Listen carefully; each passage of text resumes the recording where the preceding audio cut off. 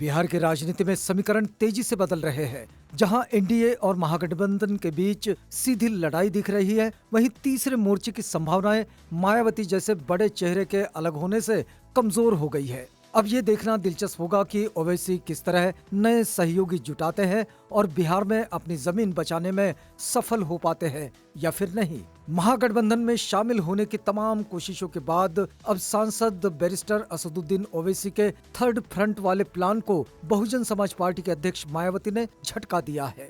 आगामी बिहार विधानसभा चुनाव के संदर्भ में मायावती ने सियासी मैदान में पूरी सक्रियता के साथ एंट्री ले ली है। मायावती ने बिहार चुनाव को लेकर बड़ा ऐलान करते हुए कहा है कि उनकी पार्टी राज्य में किसी गठबंधन के साथ नहीं बल्कि अकेले दम पर चुनाव मैदान में उतरेगी। साथ ही उन्होंने राज्य की कानून व्यवस्था पर गंभीर सवाल उठाते हुए चुनाव आयोग से निष्पक्ष और स्वतंत्र चुनाव सुनिश्चित कराने के लिए सख्त कदम उठाने की अपील की है।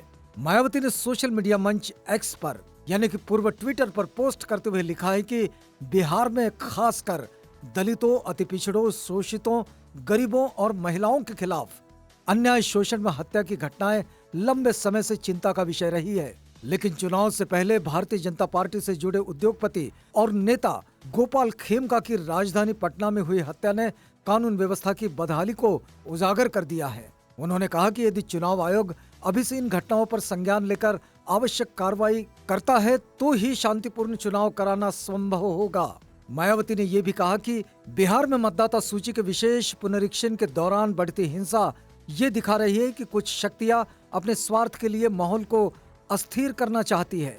बहुजन समाज पार्टी के अध्यक्ष ने साफ किया कि बहुजन समाज पार्टी दलितों, पिछड़ों, शोषितों, मजदूरों और वंचित वर्गों की पार्टी है जो अपने कैडर, कार्यकर्ताओं और शुभचिंतकों के बलबूते पर चुनाव लड़ती है। उन्होंने कहा कि बहुजन समाज पार्टी बिहार विधानसभा का आम चुनाव पूरी ताकत से अकेले लड़ेगी और किसी गठबंधन का हिस्सा नहीं बनेगी।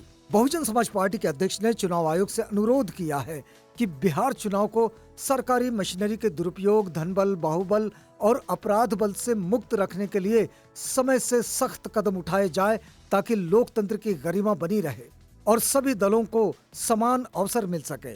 मायावती के इस बयान के बाद बिहार की सियासत में हलचल मच गई है और सभी राजनीतिक दलों की नजर अब बहुजन समाज पार्टी की आगामी रणनीति और उम्मीदवारों की सूची पर टिकी है। 2020 के विधानसभा चुनाव में बहुजन समाज पार्टी ने ओवैसी की AIMIM और अन्य छोटे दलों के साथ मिलकर ग्रैंड डेमोक्रेटिक सेकुलर फ्रंट यानी कि GDSF के बैनर तले चुनाव लड़ा था। इस फ्रंट में उपेंद्र कुशवाहा की RLSP, देवेंद्र प्रसाद यादव की SJDD, ओम प्रकाश राजभर की सुभासपा और संजय चौहान की जनवादी पार्टी शामिल थी। हालांकि नतीजे निराशाजनक रहे। ओवैसी की पार्टी को जहां 5 सीटें मिली, वहीं बहुजन समाज पार्टी महज 1 सीट पर सिमट गई। अन्य दल खाता तक नहीं खोल पाए।